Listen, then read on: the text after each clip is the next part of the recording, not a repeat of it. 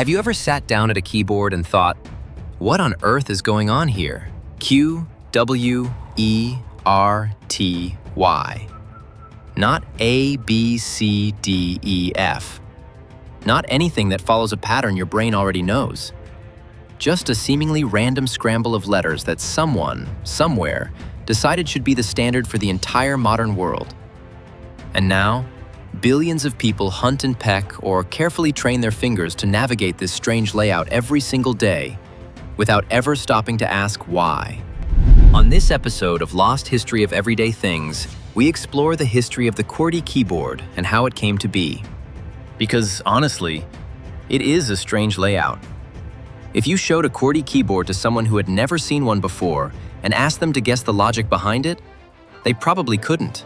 The most commonly used letters in the English language aren't in the most convenient spots. Your fingers have to travel awkward distances for simple words. And yet, here we are, generation after generation, teaching children this same counterintuitive arrangement like it's a law of nature rather than a historical accident. Many people, when they stop to think about it, would genuinely prefer an alphabetical layout. It makes sense. It's what you learned first as a child. A, B, C is already wired into your brain before you ever touch a keyboard. An alphabetical layout would feel intuitive, learnable, and logical. But that's not what we got. Instead, we got QWERTY, and the reason why is a story that sounds almost too strange to be true.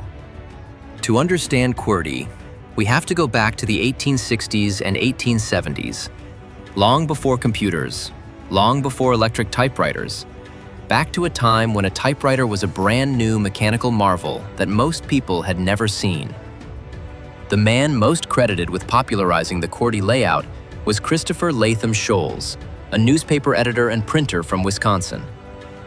Along with a small team of inventors and investors, Sholes spent years refining an early typewriter design, filing patents, and trying to make the machine practical enough to sell to the public. The early typewriters had a major mechanical problem. Each key was connected to a metal arm called a type bar. When you pressed a key, that arm swung up and struck an ink ribbon against the paper. Simple enough.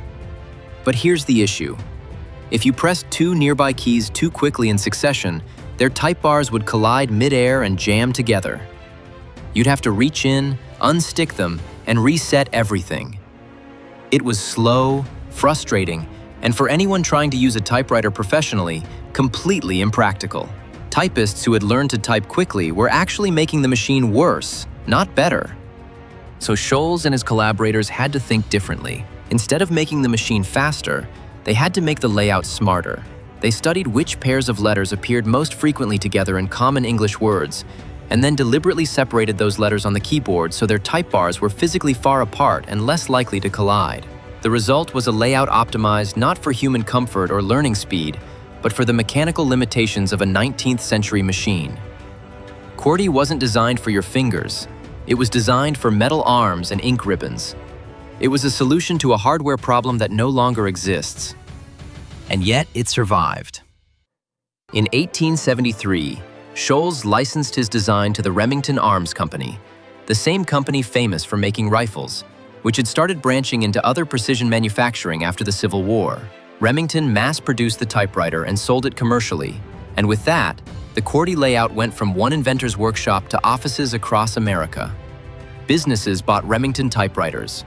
Typists trained on them. Schools taught the layout. And once enough people had learned QWERTY, changing it became almost unthinkable. This is what economists and historians sometimes call a network effect, or path dependency. The more people use a system, the more valuable it becomes, and the harder it is to replace, even if a better alternative exists. By the time anyone seriously questioned whether QWERTY was actually a good layout for human hands, it was already everywhere. And people did question it. In the 1930s, a man named August Dvorak, a professor at the University of Washington, conducted extensive research into typing efficiency and designed a completely new keyboard layout now known as the Dvorak Simplified Keyboard. His layout placed the most commonly used English letters on the home row, the middle row where your fingers naturally rest.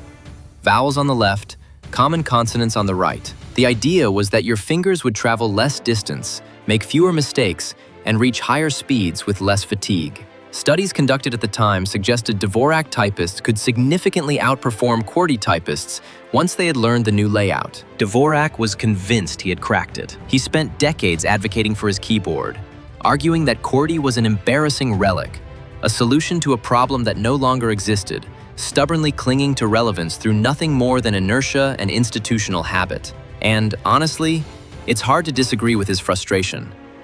The mechanical jamming issue that QWERTY was invented to solve disappeared with electric typewriters in the mid-20th century and vanished entirely when computers arrived. There is no physical type bar on your laptop. Nothing can jam. The entire original justification for the layout evaporated decades ago, and yet QWERTY remained. The reason Dvorak's layout never took over despite its apparent advantages comes down to that same brutal arithmetic of habit. Millions of people had already invested hundreds of hours learning QWERTY. Businesses had already bought equipment built around it. Typing schools had already written their curriculums. Switching would mean retraining an entire workforce, reprinting every teaching manual, and convincing every manufacturer to change their production lines. The cost of switching, even to something genuinely better, was simply too high for most organizations to absorb. So QWERTY won. Not through merit, but through momentum. There's something almost poetic and a little maddening about that. The layout that hundreds of millions of people use every single day. The arrangement of letters that shapes how you compose emails, write documents, send messages, and do your job was frozen in place not because it's the best design, but because it got there first. Today, alternative layouts like Dvorak and a more recent option called Colmac still attract dedicated communities of enthusiasts who swear by their efficiency. Some competitive typists and professional transcriptionists do make the switch and report genuine improvements, but they remain a tiny minority, outliers navigating a world built entirely around a different system. Switching layouts in a QWERTY world means struggling every time you sit down at someone else's computer, every time you use a shared device, every time a colleague needs to type something quickly on your machine. The average person learns QWERTY because that's what the keyboard in front of them has. That's what their school taught them. That's what every job expects them to know. And somewhere deep in the back of many people's minds, there's a quiet, nagging sense that this shouldn't be this hard to learn, that the letters shouldn't be this scattered, that maybe, just maybe, if someone had designed this thing from scratch with human beings in mind, rather than mechanical type bars, it would feel a little more natural. A little more like the alphabet you memorized when you were 4 years old. But that's the thing about technological standards. Once they calcify, they become almost geological. You're not just fighting a bad design, you're fighting decades of infrastructure, education, muscle memory, and the sheer weight of billions of people who already know how things work and aren't interested in relearning. So the next time you sit down at a keyboard and your fingers automatically find the home row, Q not quite where instinct wants it, Z buried in the corner like an afterthought, just remember, you're not using QWERTY because it's the best solution anyone ever invented. You're using it because a 19th century inventor was trying to stop metal arms from crashing into each other inside a machine that no longer exists.